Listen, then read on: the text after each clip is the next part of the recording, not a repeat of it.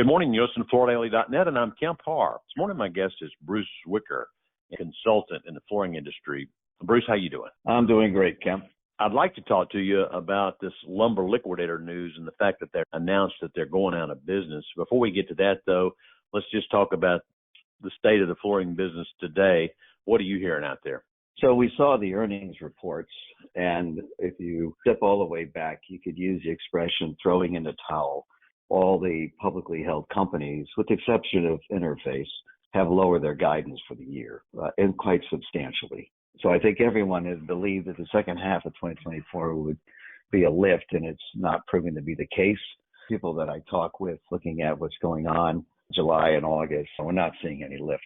We're seeing some improvement in units, not in revenue so much because of the price deflation and the trade down mix. So 2024 is going to be another big disappointment.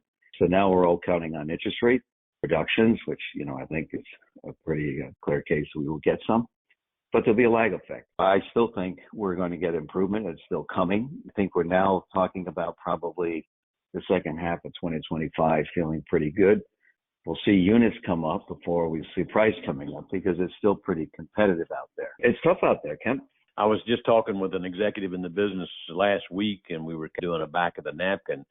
And we were coming up with the fact we think the business overall is off about 8% in 24 year to date. We get there by saying the home center business is off probably the worst, 14% down.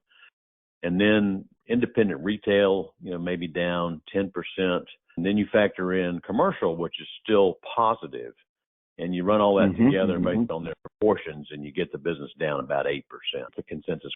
Yeah, it's close enough. Last year we were down about 10, this year down about 8. And it's all on the dollar side. It's on the revenue side, not the units.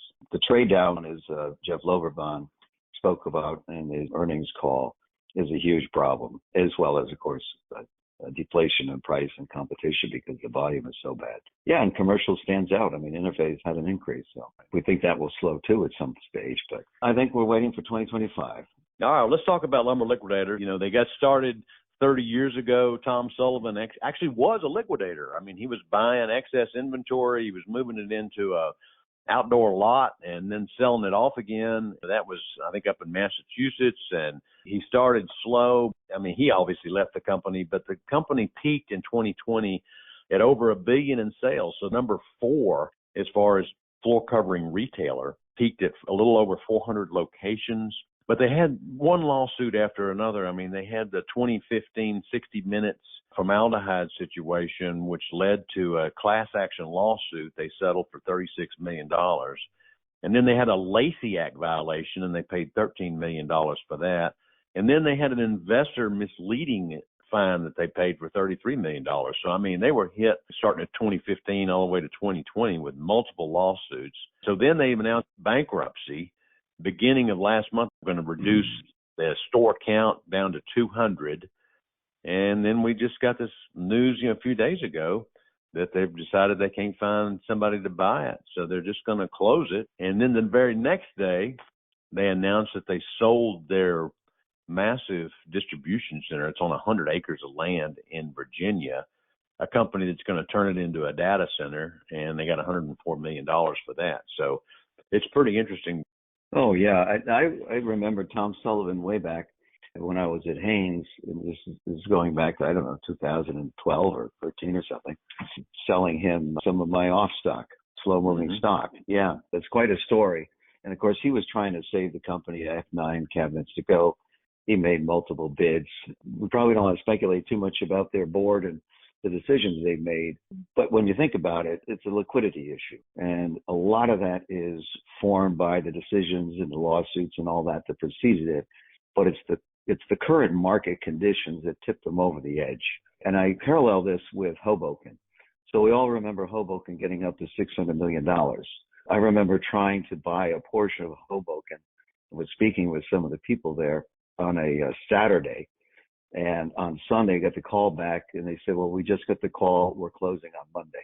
This feels kind of the same way. Although with Hoboken, there was less preview of what could happen. It's surprising. They just couldn't sell it as a going concern. They couldn't get a bidder.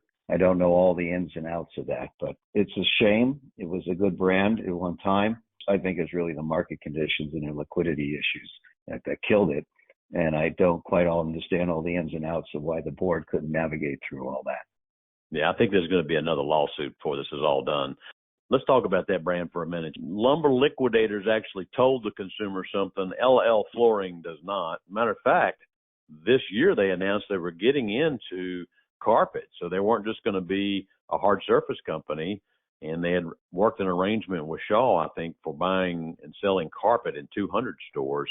And that was just getting off the ground. You had Bob Vila, and he was out there hawking Bellawood and spending some money. Right. And, that was pretty successful. And then they changed their name to LL Flooring. And, I think that might have been part of the equation. Also, this focus on the pro, get in line. There's several other bigger retailers that are focusing on the pro. So I think that was another part of Lumber Liquidator's strategy that wasn't going to pay off. Right. Lowe's, Home Depot, and Floor & Decor. I think they do a much better job relative to working with the pro. When you look at the size of the store footprint and what it can offer a pro. Yeah, so that wasn't a battle they were going to win. And even Floor & Decor, which we talked about before, they had another bad quarter. They're losing share, which is 3 quarters in a row here. It's pretty phenomenal.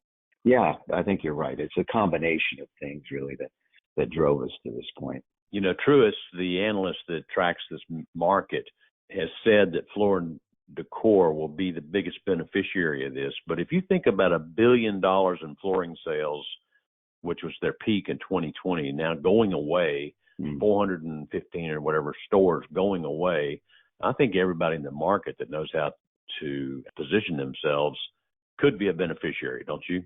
I agree.